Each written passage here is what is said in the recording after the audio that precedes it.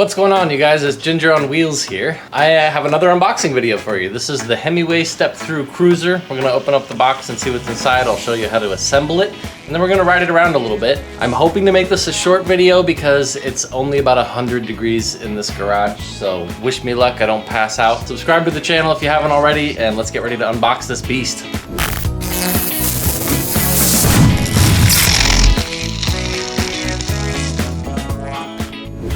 All right, you guys, we're gonna do this a little differently. My dad is sick. He's been sick for 5 weeks, so he's not gonna be in this e-bike video as much as I want him to be, but we're gonna do a first-person view unboxing of this thing. This is the Himiway Cruiser. It's got a 48 volt, 17.5 amp hour battery, 750 watt rear hub motor. It's got a cadence sensor instead of a pressure sensor. The battery's removable. It's got all the good stuff you're looking for in an e-bike, but we just gotta open it and see what kind of quality it is because you never know with these companies. Oh, it's so hot in here. Okay, so put the box cutter down. Got some big chunks of foam, per usual. Ooh, I like this. This is the rear cargo rack. It's got a nice little wood finish. That looks nice. What else do we got in here? Try and get this thing out of the box by myself. That is hard. Okay, I'm gonna spend a few minutes just unwrapping and taking the foam off. You don't need to see that, right?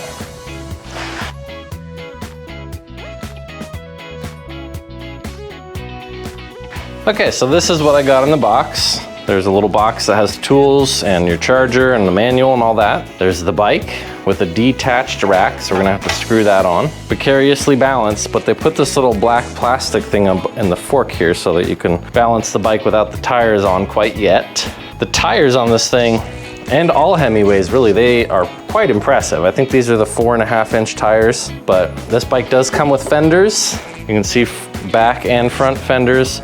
I was surprised to learn at the Electrify Expo that the Cobra and the Cobra Pro don't actually come with fenders. Allegedly there are aftermarket options, but I haven't seen one.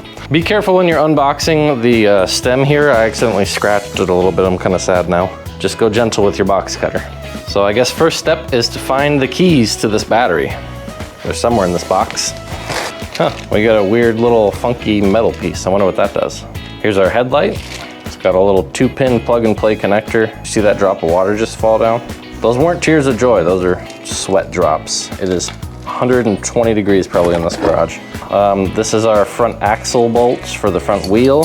Comes with a little multi-tool here. A lot of people talk smack about this tool, but I quite like them. Here's our pedals, and those just screw onto the little pedal arms down here.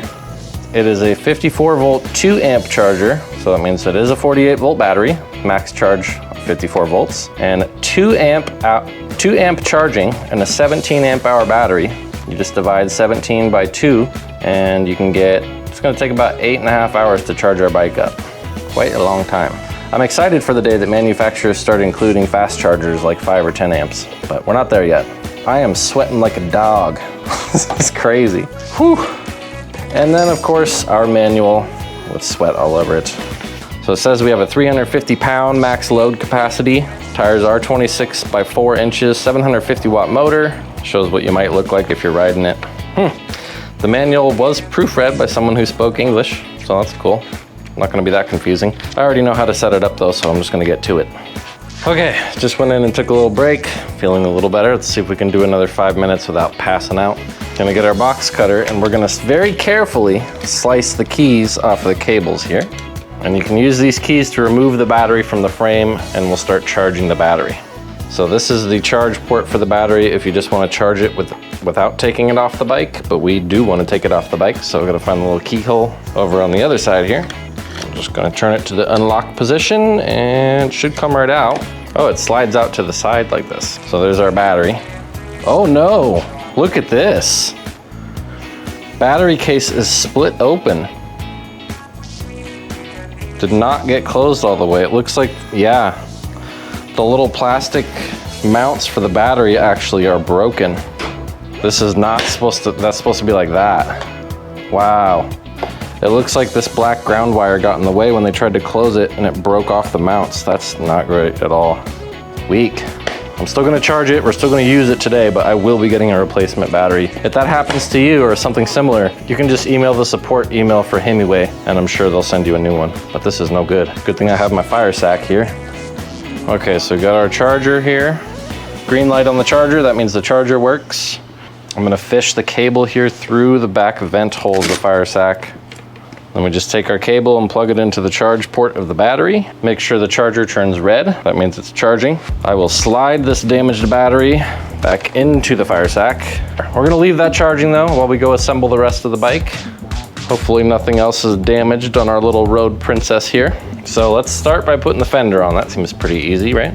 There's 2 screws right here that you screw onto the fender there, and then there's a screw here and a screw on the other side that you screw the, I'm calling it a fender, sorry, it's a luggage rack. So we're gonna get that installed. It's gotta be hotter than 120 in here. It feels like a sauna at the gym. This is just nuts. I'm seeing the tail light here. I'm getting kind of worried because I don't actually know where it goes. Hope we can find where that goes later. All right, I've got my 4 screws off. I'm just gonna go ahead and screw this little luggage rack on the top here. Cool little piece. All right, so that's weird. I've consulted the manual and there's no known use for this screw right here. They don't mention it in the manual at all. So I guess I'm just gonna tighten it in. Hopefully I don't need it later. They put Loctite on it, that's nice. This is what's weird about Chinese manufacturers. I don't understand how some of these things get through R&D. They're spending money on this bolt, but it doesn't do anything. Sorry if you can hear wind noise. I brought a fan out in here because it's probably about 130 degrees in this garage. Too freaking hot. Go stop driving your cars around, people. Global warming is real. Actually, I think the most CO2 emissions are created by cargo industry and flying, but let's not talk about that. Too depressing. Whew, okay. Cargo rack is on, fender is tightened. Next step, let's put on our, what do you say, handlebars? Let's do this. We have to open up this front mount by taking these 4 screws out, 1, 2, 3, 4, and then we're gonna pop the bars on and tighten them back up. The screws to hold the luggage rack on were much better quality than these screws. So we're just gonna place the handlebars about here so that this little zigzaggy section here with the grips on it is centered right in the middle of the mount there. And I'm gonna take this face plate piece and we're just gonna pop it right back on where it was before. Kind of hard to screw in with all these cables in the way. Again, we're not tightening these down 100% at first. You just want to get them started so that they're all nice and snug, the bar is secure, and then you want to tighten them down. Okay, once we have our handlebars connected, we're going to hook up the display here. This is a little 5-pin connector. You just plug the 2 ends together. Boop. Just like that. Please watch the installation video before installing the e-bike handlebar. Well, it didn't do that, and there's no link to the installation video, so nice job, guys. Maybe you can watch this video as the installation video. One thing I noticed about this display here, it doesn't wiggle. On the JSON EB7 and the Heybike Cityscape, this thing would wiggle up and down the bars no matter how much you tightened it. Looks like they fixed it finally. All right, now we have got to install our headlight, which goes right here. So I'm gonna take this screw off. It's a different size. We'll use the multi-tool that came with the bike. Great job. We need pliers to hold the nut on the back. Okay, got that off. And we're gonna put that nut back on the back, like so. You probably want a socket wrench or a crescent wrench for this, but not included. Come on, Himiway, you're not even gonna include all the tools I need to put the bike together? There's our headlight. We have a little plug and play connector here and another one up top. We'll plug those together. That's done. All right, 2 more steps. We're gonna put the front tire on, we're gonna put the pedals on, and then we'll give it a walk around. All right, let's get this over with so that I don't die of heat stroke. I think what I'm gonna do is turn the bike upside down so that it's resting on the seat and the handlebars, and then I'll just pop the front tire on the axle. I don't even think you need this long screw with the nuts on the end. I'd keep that because that doesn't look cheap. Well, it probably is cheap, but could come in handy someday. Hopefully this tire just pops right on. We'll see. So for this piece, I'm gonna take this off the end and I'm gonna slide it through the tire. No instructions in the manual how to do this. It just says install the front tire. So that goes through like so. And then I put my other springy piece on the end here and then screw this on. And then we have to pop it on. Really, front fender just came right off. I guess that's not screwed on yet. Ugh, more chores. All right, you want your disc brake side to be on the same side as the disc brake caliper. I'm gonna make sure the disc slides in between the 2 brake pads. All right, so you can see our rotor spinning right now between the 2 disc pads there. All right, so this is your little lever piece. You just want to screw that other end on, and then when this is nice and snug, it goes, and then you know your front tire is locked in place. Wasn't so bad.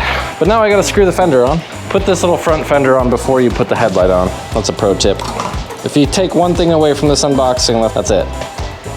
You're gonna need your own tools when you do this. This is not ideal. Okay, so this might be hard to see, but this little mounting bracket in the fender has to go in front of the headlight hole.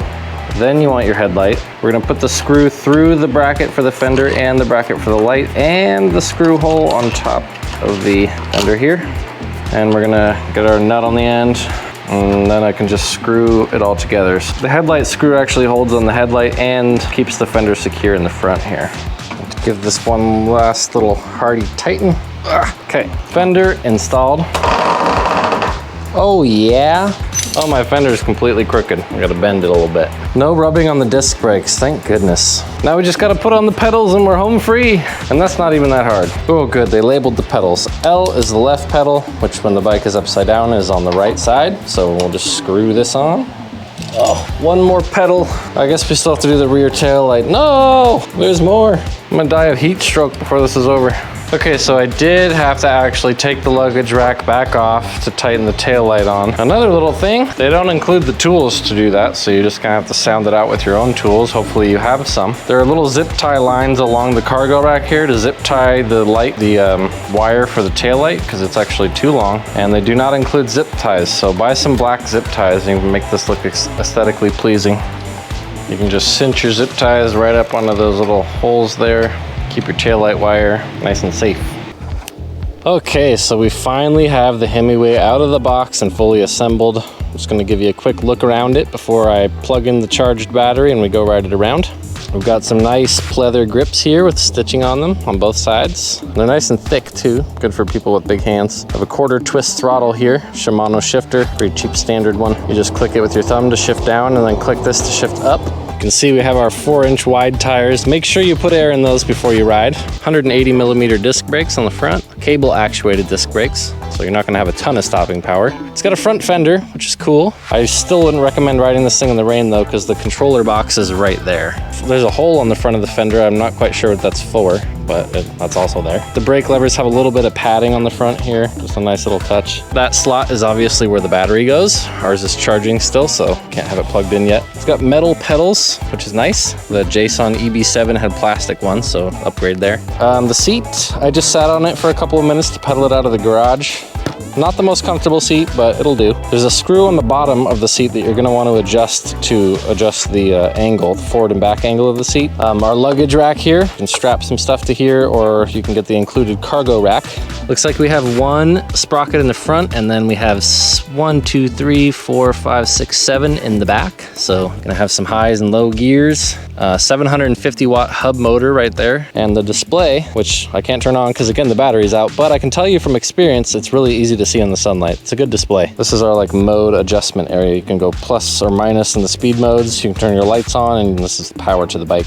I'm not sure what the I button does. Front headlight here, that's pretty cool. Looks like a pretty good headlight, but we'll have to see at night if that's actually any good. And there's our little baby tail light. That'll turn on when we squeeze the brakes, hopefully. But anyway, my takeaway tips for assembly after having done it are make sure you mount the tail light to the luggage rack before you put that on, and make sure that you mount the headlight to the fender. You put the fender and the headlight in the same screw before you put that on, or you'll have to take it off again. Also, make sure that you have your own socket wrench set, and make sure you have some black zip ties for this tail light, because the included tool does not even close to cover all the tools you need to assemble this thing. A couple strange things. There's a screw right here that doesn't actually appear to do anything. There's a hole in the frame and a screw in it, but it's not actually screwed into anything. This little waterproof cover thing here, this little plastic, or I guess it's neoprene cover, it doesn't fit around the phase wire connector back here, so, and this could easily get wet and short out your bike. So again, another reason why you wouldn't want to ride in the rain. Not ideal, but it is what it is. But anyway, that's all. Hope you enjoyed the unboxing. I'll charge up the battery for a few hours, make sure I don't get heat stroke, maybe drink some water, and then we'll go ride this thing around. So I guess I'll call this part 1 of the video,